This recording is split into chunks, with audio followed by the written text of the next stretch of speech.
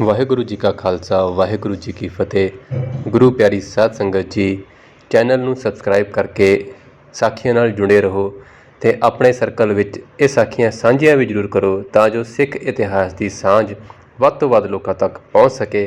ਧੰਨਵਾਦ ਜੀ। ਵਾਹਿਗੁਰੂ ਜੀ ਕਾ ਖਾਲਸਾ ਵਾਹਿਗੁਰੂ ਜੀ ਕੀ ਫਤਿਹ। ਜ਼ਰੂਰ ਸੁਣੋ ਸਰਦਾਰ ਨਿਦਾਨ ਸਿੰਘ ਪੰਜ ਹੱਥਾਂ ਦੀ ਬਹਾਦਰੀ ਦੀ ਇਹ ਕਹਾਣੀ। ਗੁਰੂ ਗੋਬਿੰਦ ਸਿੰਘ ਜੀ ਦੇ ਦਰਬਾਰ ਵਿੱਚ ਦੁਲਚਾ ਨਾਮ ਦਾ ਇੱਕ ਸਿੱਖ ਆਇਆ। ਅੰਮ੍ਰਿਤ ਦੀ ਦਾਤ ਪ੍ਰਾਪਤ ਕੀਤੀ, ਨਾਮ ਦੁਲਚਾ ਸਿੰਘ ਰੱਖਿਆ ਗਿਆ। ਬਹੁਤ ਬਹਾਦਰ ਸੀ ਦੁਲਚਾ ਸਿੰਘ। ਗੁਰੂ ਗੋਬਿੰਦ ਸਿੰਘ ਜੀ ਦੀ ਸੰਗਤ ਕੀਤੀ, ਕਈਆਂ ਜੰਗਾਂ ਵਿੱਚ ਬਹਾਦਰੀ ਦੇ ਜੌਹਰ ਦਿਖਾਏ, ਗੁਰੂ ਜੀ ਦੀਆਂ ਖੁਸ਼ੀਆਂ ਪ੍ਰਾਪਤ ਕੀਤੀਆਂ। ਭਾਈ ਦੁਲਚਾ ਸਿੰਘ ਜੀ ਦੇ ਘਰ ਇੱਕ ਪੁੱਤਰ ਹੋਇਆ ਜਿਸ ਦਾ ਨਾਮ ਰਾਮਦਿੱਤ ਸਿੰਘ ਰੱਖਿਆ। ਇਹ ਜੰਮੂ ਦੇ ਰਾਜੇ ਰਣਜੀਤ ਸਿੰਘ ਦੀ ਫੌਜ ਵਿੱਚ ਭਰਤੀ ਹੋ ਗਿਆ। ਇਸਨੇ ਸਿੱਖ ਮਿਸਲਾਂ ਵੇਲੇ ਬਹੁਤ ਬਹਾਦਰੀ ਦੇ ਜੌਹਰ ਦਿਖਾਏ। ਰਾਮਦਿੱਤ ਸਿੰਘ ਦੇ ਦੋ ਪੁੱਤਰ ਹੋਏ, ਸਾਹਿਬ ਸਿੰਘ ਤੇ ਰਣ ਸਿੰਘ। ਦੋਵੇਂ ਬਹੁਤ ਬਹਾਦਰ ਸਨ। ਰਣ ਸਿੰਘ ਸਰਦਾਰ ਮਹਾਂ ਸਿੰਘ ਦੀ ਫੌਜ ਵਿੱਚ ਭਰਤੀ ਹੋਏ। ਮਹਾਰਾਜਾ ਰਣਜੀਤ ਸਿੰਘ ਸਰਦਾਰ ਰਣ ਸਿੰਘ ਜੀ ਦਾ ਬਹੁਤ ਸਤਿਕਾਰ ਕਰਦੇ ਸਨ। ਸਰਦਾਰ ਰਣ ਸਿੰਘ ਦੇ ਪੰਜ ਪੁੱਤਰ ਹੋਏ, ਨਿਦਾਨ ਸਿੰਘ ਪੰਜ ਹੱਥਾ, ਸੁਜਾਨ ਸਿੰਘ, ਮੂਲ ਸਿੰਘ, ਮਿੱਤ ਸਿੰਘ, ਜੈਮਲ ਸਿੰਘ। ਸਰਦਾਰ ਨਿਦਾਨ ਸਿੰਘ ਨੂੰ ਪਿਤਾ ਰਣ ਸਿੰਘ ਨੇ ਮਹਾਰਾਜਾ ਰਣਜੀਤ ਸਿੰਘ ਦੀ ਘੋੜਸਵਾਰ ਫੌਜ ਵਿੱਚ ਭਰਤੀ ਕਰਵਾਇਆ। ਸਰਦਾਰ ਨਿਦਾਨ ਸਿੰਘ ਪੰਜ ਹੱਥਾ ਦੇ ਤਿੰਨ ਪੁੱਤਰ ਹੋਏ, ਜਵਾਲਾ ਸਿੰਘ, ਆਲਾ ਸਿੰਘ ਤੇ ਫੌਜਦਾਰ ਸਿੰਘ। ਨਿਦਾਨ ਸਿੰਘ ਸੇਵਾਦਾਰ ਵਜੋਂ ਮਹਾਰਾਜੇ ਦੀ ਫੌਜ ਵਿੱਚ ਸ਼ਾਮਲ ਹੋਇਆ। ਉਸ ਦੀ ਬਹਾਦਰੀ, ਢੀਲ ਡੌਲ ਤੇ ਫੁਰਤੀਲੇਪਨ ਨੂੰ ਵੇਖ ਸਰਦਾਰ ਹਰੀ ਸਿੰਘ ਨਲੂਏ ਨੇ ਉਸ ਦੇ ਮੋਢੇ ਉੱਤੇ ਹੱਥ ਧਰਿਆ ਤੇ ਸਰਦਾਰ ਸ਼ੇਰ ਸਿੰਘ ਨਾਲ ਸੰਨ 1823 ਵਿੱਚ ਜਹਾਂਗੀਰ ਦੀ ਜੰਗ ਵਿੱਚ ਜੌਹਰ ਵਿਖਾਉਣ ਲਈ ਕਿਹਾ। ਉਹ ਜੰਗ ਨਿਦਾਨ ਸਿੰਘ ਦੀ ਬਹਾਦਰੀ ਦੇ ਝੰਡੇ ਗੱਡ ਗਈ। ਉਦੋਂ ਅਫਗਾਨ ਫੌਜ ਨੂੰ ਹਾਰ ਦਾ ਮੂੰਹ ਵਿਖਾਉਣ ਬਾਅਦ ਦੁਬਾਰਾ ਹੱਲਾ ਬੋਲਣ ਲਈ ਟੀਹੜੀ ਪਹਾੜੀ ਵੱਲ ਤੁਰ ਪਈ ਸੀ। ਅਟਕ ਦੇ ਪੱਛਮ ਵੱਲੋਂ ਤੁਰਦਿਆਂ ਮੁਹੰਮਦ ਆਜ਼ਮ ਖਾਂ, ਜੋ ਅਫਗਾਨਿਸਤਾਨ ਦਾ ਨਾਜ਼ਮ ਸੀ, ਨੇ ਸਿੱਖਾਂ ਨੂੰ ਢਾਉਣ ਲਈ ਨੌਸ਼ਹਿਰਾ ਵੱਲ ਚਾਲੇ ਪਾ ਦਿੱਤੇ।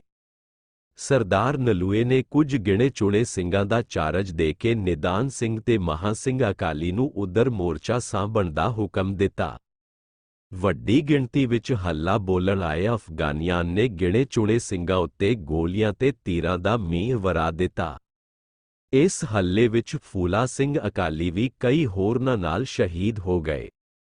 ਨਿਦਾਨ ਸਿੰਘ ਨੇ ਵੇਖਿਆ ਕਿ ਵੈਰੀ ਪੂਰਾ ਜ਼ੋਰ ਵਿਖਾ ਰਹੇ ਹਨ, ਇਸੇ ਲਈ ਉਸਨੇ ਆਪ ਸਭ ਤੋਂ ਅੱਗੇ ਹੋ ਕੇ ਮੈਦਾਨ ਸਾਂਭ ਲਿਆ।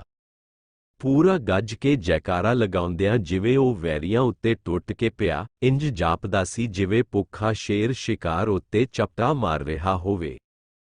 ਉਸਨੇ ਆਪਣੇ ਸਿਪਾਹੀਆਂ ਦੀ ਸ਼ਹਾਦਤ ਨੂੰ ਰੋਕਣ ਲਈ ਜਿੱਥੇ ਲੋੜ ਪਈ, ਆਪ ਓਹਲੇ ਤੋਂ ਬਾਹਰ ਨਿਕਲ ਕੇ ਕਈ ਦੁਸ਼ਮਣਾਂ ਦੇ ਸਿਰ ਝਟਕਾ ਦਿੱਤੇ ਤੇ ਕਈ ਹੱਥੋਂ ਪਾਈ ਕਰ ਮਾਰ ਮੁਕਾਏ। ਅਜਿਹਾ ਕਰਦਿਆਂ ਉਸਦੇ ਜਿਸਮ ਦਾ ਇੰਚ ਜ਼ਖਮੀ ਹੋ ਗਿਆ। ਦੁਸ਼ਮਣਾਂ ਦੀ ਗਿਣਤੀ ਵੱਧਦੀ ਜਾ ਰਹੀ ਸੀ। ਇਸ ਲਈ ਸਰਦਾਰ ਹਰੀ ਸਿੰਘ ਨਲੂਏ ਕੋਲੋਂ ਗੋਰਖਾ ਤੇ ਨਜੀਬ ਬਟਾਲੀਅਨ ਦੀ ਮੰਗ ਕੀਤੀ ਗਈ, ਜਿਸ ਦੇ ਆਉਣ ਵਿੱਚ ਕਾਫੀ ਸਮਾਂ ਲੱਗਣਾ ਸੀ। ਇਹ ਸਮਾਂ ਨਿਦਾਨ ਸਿੰਘ ਨੇ ਜਿਸ ਨਿਡਰਤਾ ਤੇ ਬਹਾਦਰੀ ਨਾਲ ਲੰਘਾਇਆ ਤੇ ਦੁਸ਼ਮਣਾਂ ਨੂੰ 1 ਇੰਚ ਵੀ ਅੱਗੇ ਆਉਣ ਤੋਂ ਰੋਕਿਆ, ਉਹ ਬੇਮਿਸਾਲ ਸਾਬਤ ਹੋ ਗਿਆ। ਜਦੋਂ ਪਿੱਛੋਂ ਹੋਰ ਬਟਾਲੀਅਨ ਪਹੁੰਚੀ ਤੇ ਉਹਨਾਂ ਨਿਦਾਨ ਸਿੰਘ ਦੀ ਹਾਲਤ ਵੇਖੀ ਤਾਂ ਉਹ ਵੀ ਉਸ ਦੀ ਹਿੰਮਤ ਵੇਖ ਕੇ ਹੈਰਾਨ ਰਹਿ ਗਏ। ਸਾਥੀਆਂ ਨੇ ਤਾਂ ਕਹਿਣਾ ਹੀ ਸੀ, ਦੁਸ਼ਮਣ ਫੌਜੀ ਵੀ ਕਹੇ ਉੱਠੇ ਕਿ ਖੌਰੇ ਨਿਦਾਨ ਦੇ 2 ਨਹੀਂ 5 ਹੱਥ ਹਨ, ਕਿਉਂਕਿ ਜਿਸ ਬਿਜਲੀ ਵਰਗੀ ਤੇਜ਼ੀ ਨਾਲ ਉਹ 1 ਨਹੀਂ 2 ਨਹੀਂ ਬਲਕਿ 5 ਦੁਸ਼ਮਣਾਂ ਨੂੰ ਅੱਖ ਦੇ ਫੋਰ ਵਿੱਚ ਇੱਕੋ ਸਮੇਂ ਪਟਕਾ ਕੇ ਮਾਰ ਰਿਹਾ ਸੀ, ਉਹ ਕਿਸੇ ਇੱਕ ਬੰਦੇ ਦਾ ਕੰਮ ਹੋ ਹੀ ਨਹੀਂ ਸੀ ਸਕਦਾ। ਮੌਤ ਦਾ ਭੈ ਤਾਂ ਉਸਦੇ ਨੇੜੇ ਤੇੜੇ ਵੀ ਨਹੀਂ ਸੀ ਫਟਕ ਰਿਹਾ। ਬੇਖੌਫ ਨਿਦਾਨ ਨੂੰ ਆਪਣੇ ਵਿੰਨੇ ਹੋਏ ਸਰੀਰ ਦੀ ਪਰਵਾਹ ਹੀ ਨਹੀਂ ਸੀ। ਜ਼ਖਮਾਂ ਦੀ ਪੀੜ ਉਸਨੂੰ ਮਹਿਸੂਸ ਹੀ ਨਹੀਂ ਸੀ ਹੋ ਰਹੀ। ਚੜ੍ਹਦੀ ਕਲਾ ਉਸਦੇ ਚਿਹਰੇ ਤੋਂ ਡੁੱਲ ਪੈ ਰਹੀ ਸੀ। ਦੁਸ਼ਮਣਾਂ ਨੇ ਉਸਦੇ ਘੋੜੇ ਨੂੰ ਮਾਰ ਮੁਕਾਇਆ ਤਾਂ ਘੇਰੇ ਵਿੱਚ ਫਸ ਜਾਣ ਬਾਅਦ ਵੀ ਉਸ ਇਕੱਲੇ ਜਾਂਬਾਜ਼ ਨੇ ਆਪਣੀਆਂ ਦੋਵੇਂ ਬਾਹਾਂ ਵਿੱਚ ਫੜੀਆਂ ਤਲਵਾਰਾਂ ਨਾਲ ਘੇਰਾ ਪਾ ਕੇ ਖੜੇ 5 ਉੱਚੇ ਲੰਮੇ ਪਠਾਣਾਂ ਨੂੰ ਘੜੀਸ ਕੇ ਵੱਢ ਸੁੱਟਿਆ। ਇਹ ਕੌਤਕ ਅੱਖਾਂ ਸਾਹਮਣੇ ਵੇਖ ਕੇ ਵੀ ਕਿਸੇ ਨੂੰ ਇਤਬਾਰ ਨਹੀਂ ਸੀ ਹੋ ਰਿਹਾ। ਜਦੋਂ ਮਹਾਰਾਜਾ ਰਣਜੀਤ ਸਿੰਘ ਨੇ ਨਿਦਾਨ ਸਿੰਘ ਦੇ ਤਾਂਡਵ ਵਾਂਗ ਘੁਮਾਊਦਾਰ ਵਾਰਾਂ ਨੂੰ ਅੱਖੀਂ ਵੇਖਿਆ ਤਾਂ ਉਹਨਾਂ ਨਿਦਾਨ ਸਿੰਘ ਨੂੰ ਖਿਤਾਬ ਬਖਸ਼ਿਆ। 5 ਹੱਥਾ। ਮਹਾਰਾਜਾ ਰਣਜੀਤ ਸਿੰਘ ਨੇ ਨਿਦਾਨ ਸਿੰਘ ਨੂੰ ਸੀਨੇ ਨਾਲ ਕੁੱਟ ਕੇ ਲਗਾ ਕੇ ਐਲਾਨ ਕੀਤਾ ਸੀ, ਇਹ ਹੈ ਮੇਰਾ 5 ਹੱਥਾ ਸੂਰਮਾ। ਅੱਜ ਇਸ ਨੇ ਖਾਲਸਾਈ ਸ਼ਾਨ ਨੂੰ 5 ਗੁਣਾ ਵਧਾ ਦਿੱਤਾ ਹੈ। ਇਸ ਨੂੰ ਸਰਕਾਰੀ ਕਾਗਜ਼ਾਂ ਵਿੱਚ ਵੀ 5 ਹੱਥਾ ਹੀ ਮੰਨਿਆ ਜਾਵੇਗਾ। ਉਸ ਤੋਂ ਬਾਅਦ ਬਹਾਦਰ ਨਿਦਾਨ ਸਿੰਘ ਨੂੰ ਨਿਦਾਨ ਸਿੰਘ 5 ਹੱਥਾ ਆਖ ਕੇ ਬੁਲਾਇਆ ਜਾਣ ਲੱਗ ਪਿਆ। ਜਰਨੈਲ ਨਿਦਾਨ ਸਿੰਘ 5 ਹੱਥਾ ਨੂੰ ਸ਼ੇਰ-ਏ ਪੰਜਾਬ ਹਮੇਸ਼ਾ ਹੀ ਉਸ ਸਮੇਂ ਨਾਲ ਰੱਖਦੇ ਸਨ ਜਦੋਂ ਕਿਸੇ ਬਾਹਰੀ ਮੁਲਕ ਦੇ ਨੁਮਾਇੰਦੇ ਜਾਂ ਰਾਜੇ ਮਿਲਣ ਆਉਂਦੇ। ਉਹਨਾਂ ਨੂੰ ਨਿਦਾਨ ਸਿੰਘ ਦੇ ਸਰੀਰ ਦੇ ਫੱਟ ਵਿਖਾਏ ਜਾਂਦੇ ਤਾਂ ਕਿ ਉਹ ਯਾਦ ਰੱਖਣ ਕਿ ਸਿੱਖ ਰਾਜ ਦੇ ਯੋਧੇ ਕਿਹੋ ਜਿਹੇ ਹੁੰਦੇ ਹਨ। ਉਸ ਬਾਰੇ ਮਸ਼ਹੂਰ ਸੀ ਕਿ ਅਜਿਹਾ ਤਾਕਤਵਰ ਤੇ ਜਾਂਬਾਜ਼ ਹਜ਼ਾਰਾਂ ਸਾਲਾਂ ਵਿੱਚ ਇੱਕ ਹੀ ਪੈਦਾ ਹੁੰਦਾ ਹੈ।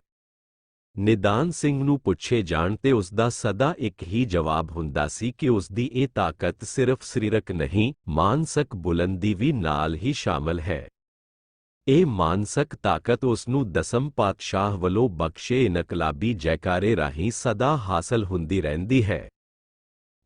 5 ਪਠਾਣਾਂ ਨੂੰ ਉਹਨਾਂ ਦੇ ਹਥਿਆਰਾਂ ਸਮੇਤ ਇੱਕੋ ਸਮੇਂ ਕਬਜ਼ੇ ਵਿੱਚ ਇਕੱਲੇ ਬੰਦੇ ਵੱਲੋਂ ਲੈ ਲੈਣਾ ਕੋਈ ਖਾਲਾ ਜੀ ਦਾ ਵਾੜਾ ਨਹੀਂ ਹੁੰਦਾ। ਆਮ ਬੰਦਾ ਅਜਿਹਾ ਸੋਚ ਵੀ ਨਹੀਂ ਸਕਦਾ। ਹਰ ਜੰਗ ਵਿੱਚ ਨਿਦਾਨ ਸਿੰਘ 5 ਹੱਥਾ ਹਮੇਸ਼ਾ ਸਭ ਤੋਂ ਅੱਗੇ ਹੁੰਦਾ ਤੇ ਸਭ ਤੋਂ ਅਖੀਰ ਵਿੱਚ ਦੁਸ਼ਮਣਾਂ ਨੂੰ ਮਾਰ ਮੁਕਾ ਕੇ ਹੀ ਵਾਪਸ ਮੁੜਦਾ। ਉਸ ਦਾ ਸਰੀਰ ਹਰ ਜੰਗ ਵਿੱਚ ਵਿੰਨ੍ਹਿਆ ਜਾਂਦਾ ਪਰ ਉਸਨੇ ਕਦੇ ਕਿਸੇ ਦੀ ਪਰਵਾਹ ਨਹੀਂ ਕੀਤੀ। ਜੰਗ ਵਿਚਲੇ ਮਿਲੇ ਜ਼ਖਮਾਂ ਨੂੰ ਉਹ ਟਰਾਫੀਆਂ ਵਾਂਗ ਗਿਣਦਾ ਸੀ। ਸਰੀਰ ਦੇ ਹਰ ਇੰਚ ਉੱਤੇ ਲੱਗੇ ਬਹਾਦਰੀ ਦੇ ਜ਼ਖਮ ਜੋ ਡੂੰਘੇ ਨਿਸ਼ਾਨ ਛੱਡ ਗਏ ਸਨ, ਉਹਨਾਂ ਸਦਕਾ ਕਈ ਜਣੇ ਉਸ ਨੂੰ ਟਰਾਫੀਆਂ ਵਾਲਾ ਬੱਬਰ ਸ਼ੇਰ ਕਹਿੰਦੇ ਸਨ। ਇਹਨਾਂ ਜੰਗੀ ਟਰਾਫੀਆਂ ਨੂੰ ਉਹ ਬੜੇ ਫਖਰ ਨਾਲ ਹਰ ਕਿਸੇ ਨੂੰ ਵਿਖਾਉਂਦਾ ਸੀ।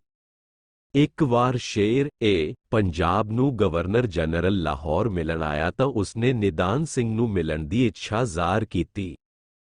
ਜਦੋਂ ਉਸਨੇ ਨਿਦਾਨ ਸਿੰਘ ਨੂੰ ਵੇਖਿਆ ਤਾਂ ਹੈਰਾਨ ਹੋ ਗਿਆ ਕਿ ਇਸ ਦੇ ਤਾਂ 2 ਹੀ ਹੱਥ ਹਨ। ਇਸ ਨੂੰ 5 ਹੱਥਾ ਕਿਉਂ ਕਿਹਾ ਜਾਂਦਾ ਹੈ? ਇਸ ਤੇ ਮਹਾਰਾਜਾ ਰਣਜੀਤ ਸਿੰਘ ਹੱਸ ਕੇ ਬੋਲੇ, ਸ਼ੁਕਰ ਕਰ ਤੈਨੂੰ ਇਸ ਦੇ 5 ਹੱਥ ਵੇਖਣ ਦਾ ਮੌਕਾ ਨਹੀਂ ਮਿਲਿਆ। ਜੇ ਇਸਨੇ ਵਿਖਾ ਦਿੱਤੇ ਤਾਂ ਤੂੰ ਦੁਨੀਆ ਵੇਖਣ ਜੋਗਾ ਹੀ ਨਹੀਂ ਸੀ ਰਹਿਣਾ। ਇਹ ਸੂਰਮਾ ਤਾਂ ਹਾਥੀਆਂ ਦੀਆਂ ਹਿੱਕਾਂ ਵੀ ਇੱਕੋ ਹੱਥ ਨਾਲ ਚੀਰ ਸੁੱਟਦਾ ਹੈ। ਇਹੋ ਜਿਹੇ ਯੋਧਿਆਂ ਦੀਆਂ ਹਿੱਕਾਂ ਉੱਤੇ ਹੀ ਖਾਲਸਾ ਰਾਜ ਟਿਕਿਆ ਹੋਇਆ ਹੈ। ਜਦ ਤੱਕ ਇਹੋ ਜਿਹੇ ਸਿਰੜੀ ਖਾਲਸਾ ਰਾਜ ਵਿੱਚ ਹਨ, ਕਿਸੇ ਵੈਰੀ ਦੀ ਹਿੰਮਤ ਵੀ ਨਹੀਂ ਹੋਵੇਗੀ ਖਾਲਸਾ ਰਾਜ ਵੱਲ ਵੇਖਣ ਦੀ। ਨਿਦਾਨ ਸਿੰਘ ਨੂੰ ਗੁੱਡਵਿਲ ਮਿਸ਼ਨ ਤਹਿਤ ਸ਼ਿਮਲੇ ਵਿੱਚ ਸਨ 1831 ਵਿੱਚ ਲਾਰਡ ਵਿਲੀਅਮ ਬੈਨਟਿੰਗ ਨਾਲ ਮੁਲਾਕਾਤ ਕਰਨ ਵੀ ਬਤੌਰ ਮੈਂਬਰ ਭੇਜਿਆ ਗਿਆ। ਸਨ 1834 ਵਿੱਚ ਉਹ ਕਨਵਰ ਨੌਨਿਹਾਲ ਸਿੰਘ, ਸਰਦਾਰ ਹਰੀ ਸਿੰਘ ਨਲੂਆ ਤੇ ਜਨਰਲ ਵੈਨਤੂਰ ਨਾਲ ਪੇਸ਼ਾਵਰ ਵੀ ਗਿਆ। ਪੇਸ਼ਾਵਰ ਉੱਤੇ ਸਿੰਘਾਂ ਦੇ ਕਬਜ਼ੇ ਬਾਅਦ ਨਿਦਾਨ ਸਿੰਘ 5 ਹੱਥਾ ਨੂੰ ਸਰਦਾਰ ਹਰੀ ਸਿੰਘ ਨਲੂਏ ਨੇ ਆਪਣੇ ਨਾਲ ਹੀ ਰੱਖਿਆ। ਫਿਰ ਸਨ 1837 ਵਿੱਚ ਜਮਰੌਦ ਦੀ ਜੰਗ ਵਿੱਚ ਵੀ 5 ਹੱਥਾ ਦੇ ਬਾਕਮਾਲ ਜੌਹਰ ਵੇਖਣ ਨੂੰ ਮਿਲੇ। ਸਨ 1839 ਦੇ ਮਈ ਵਿੱਚ 5 ਹੱਥਾ ਬੇਮਿਸਾਲ ਯੋਧਾ ਇਸ ਦੁਨੀਆ ਨੂੰ ਸਦਾ ਲਈ ਅਲਵਿਦਾ ਆਖ ਗਿਆ। ਉਸ ਦੇ ਤੁਰ ਜਾਣ ਬਾਅਦ ਵੀ ਇੱਕ ਸਦੀ ਤੱਕ ਉਸ ਨਿਆਰੇ ਸੰਤ ਸਿਪਾਹੀ ਦੀ ਬਹਾਦਰੀ ਦੇ ਕਿੱਸੇ ਮਾਵਾਂ ਆਪਣੇ ਪੁੱਤਰਾਂ ਨੂੰ ਸੁਣਾਉਂਦੀਆਂ ਰਹੀਆਂ। ਉਹਨਾਂ ਕਿੱਸਿਆਂ ਵਿੱਚ ਇਹ ਕਿੱਸਾ ਵੀ ਸ਼ਾਮਲ ਕੀਤਾ ਜਾਂਦਾ ਸੀ। ਅਫਗਾਨਾਂ ਦਾ ਬਹੁਤ ਬਹਾਦਰ ਜਰਨੈਲ ਖਾਨ ਮੁਹੰਮਦ ਸਨ 1823 ਦੀ ਲੜਾਈ ਵਿੱਚ ਸ਼ਾਮਲ ਸੀ। ਉਸ ਦੀ ਚਰਚਾ ਪੂਰੇ ਅਫਗਾਨਿਸਤਾਨ ਵਿੱਚ ਸੀ ਕਿ ਉਸ ਅੱਗੇ ਖੜਾ ਹੋਣ ਵਾਲਾ ਸੂਰਮਾ ਹਾਲੇ ਤੱਕ ਜਨਮਿਆ ਹੀ ਨਹੀਂ। ਉਸ ਦਾ ਦਬਦਬਾ ਇੰਨਾ ਸੀ ਕਿ ਕਿਸੇ ਅਫਗਾਨ ਫੌਜੀ ਦਾ ਉਸ ਦੇ ਚਿਹਰੇ ਵੱਲ ਵੇਖਣ ਦਾ ਹਿਆ ਨਹੀਂ ਸੀ ਪੈਂਦਾ। ਉਸ ਜੰਗ ਵਿੱਚ ਇੱਕ ਮੌਕੇ ਨਿਦਾਨ ਸਿੰਘ ਤੇ ਖਾਨ ਮੁਹੰਮਦ ਆਹਮੋ ਸਾਹਮਣੇ ਹੋ ਗਏ। ਦੋਵਾਂ ਸੂਰਮਿਆਂ ਦੀ ਤੇਗ ਦੇ ਜੌਹਰ ਵੇਖਣ ਲਈ ਬਾਕੀ ਫੌਜੀ ਸਾਹ ਰੋਕ ਕੇ ਖਲੋ ਗਏ। ਭਲਾ ਖਾਲਸਾ ਰਾਜ ਦੇ 5 ਹੱਥੇ ਅੱਗੇ 2 ਹੱਥਾਂ ਵਾਲਾ ਕਿੰਨੀ ਦੇਰ ਟਿਕਦਾ? ਲੜਦੇ ਹੋਏ ਨਿਦਾਨ ਸਿੰਘ ਨੇ ਅਜਿਹਾ ਤੇਗ ਦਾ ਜੌਹਰ ਵਿਖਾਇਆ ਜੋ ਖਾਨ ਮੁਹੰਮਦ ਨੂੰ ਨਜ਼ਰੀ ਹੀ ਨਹੀਂ ਆਇਆ ਤੇ ਤੇਗ ਉਸ ਦੇ ਸੀਨੇ ਨੂੰ ਚੀਰ ਗਈ ਤੇ ਉਹ ਜ਼ਮੀਨ ਉੱਤੇ ਡਿੱਗ ਪਿਆ। ਇਸ ਤੋਂ ਬਾਅਦ ਪੂਰੀ ਅਫਗਾਨੀ ਫੌਜ ਹੀ ਇਹ ਦ੍ਰਿਸ਼ ਵੇਖ ਕੇ ਹਿੰਮਤ ਛੱਡ ਗਈ ਸੀ। ਮਹਾਰਾਜਾ ਰਣਜੀਤ ਸਿੰਘ ਨੇ ਸਰਦਾਰ ਨਿਦਾਨ ਸਿੰਘ ਨੂੰ ਗੁਰਦਾਸਪੁਰ 18 ਪਿੰਡ ਜਾਗੀਰ ਵਿੱਚ ਦਿੱਤੇ। ਖੜਕ ਸਿੰਘ ਨੇ ਨਿਦਾਨ ਸਿੰਘ ਪੰਜ ਹੱਥੇ ਦੀ ਜਾਗੀਰ ਉਸਦੇ ਵੱਡੇ ਪੁੱਤਰ ਜਵਾਲਾ ਸਿੰਘ ਦੇ ਨਾਮ ਰਹਿਣ ਦਿੱਤੀ। ਉਸ ਦਾ ਛੋਟਾ ਭਰਾ ਆਲਾ ਸਿੰਘ ਤੋਪਖਾਨੇ ਦਾ ਕੁਮੇਦਾਨ ਸੀ। ਸਰਦਾਰ ਜਵਾਲਾ ਸਿੰਘ ਭਰਾਵਾਂ ਦੀ ਲੜਾਈ ਵਿੱਚ ਮਾਰਿਆ ਗਿਆ। ਵਜ਼ੀਰ ਲਾਲ ਸਿੰਘ ਨੇ 2500 ਰੁਪਏ ਦੀ ਜਾਗੀਰ ਫੌਜਦਾਰ ਸਿੰਘ ਦੇ ਨਾਮ ਕਰਕੇ ਬਾਕੀ ਜ਼ਬਤ ਕਰ ਲਈ। ਦੂਸਰੇ ਸਿੱਖ ਯੁੱਧ ਵਿੱਚ ਆਲਾ ਸਿੰਘ ਤੇ ਫੌਜਦਾਰ ਸਿੰਘ ਬਾਗੀ ਹੋ ਗਏ, ਸੋ ਜਾਗੀਰ ਜ਼ਬਤ ਹੋ ਗਈ। ਸੁਜਾਨ ਸਿੰਘ ਵੀ ਫੌਜ ਵਿੱਚ ਭਰਤੀ ਸੀ। ਦੂਸਰੇ ਸਿੱਖ ਯੁੱਧ ਵਿੱਚ ਉਹ ਅੰਗਰੇਜ਼ਾਂ ਦਾ ਵਫਾਦਾਰ ਰਿਹਾ ਤੇ 144 ਰੁਪਏ ਪੈਨਸ਼ਨ ਹਾਸਲ ਕੀਤੀ। ਉਹ 1860 ਈਸਵੀ ਵਿੱਚ ਮਰਿਆ। ਵਾਹਿਗੁਰੂ ਜੀ ਕਾ ਖਾਲਸਾ, ਵਾਹਿਗੁਰੂ ਜੀ ਕੀ ਫਤਿਹ। ਕਮੈਂਟ ਵਿੱਚ ਵਾਹਿਗੁਰੂ ਜ਼ਰੂਰ ਲਿਖੋ ਜੀ। ਚੈਨਲ ਸਬਸਕ੍ਰਾਈਬ ਵੀ ਜ਼ਰੂਰ ਕਰੋ ਜੀ। ਭੁੱਲ ਚੁੱਕ ਬਖਸ਼ ਦੇਣੀ ਜੀ।